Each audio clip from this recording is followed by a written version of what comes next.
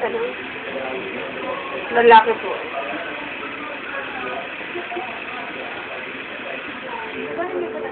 Eh, pattern po kami. Pag po lalaki siya, para siyang pagong. Pag babae, parang hamburger style.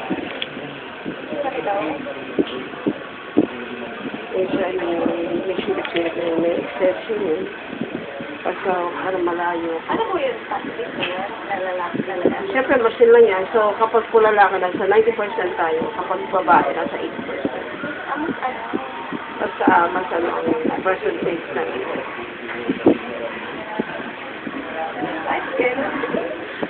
Hindi pa sure.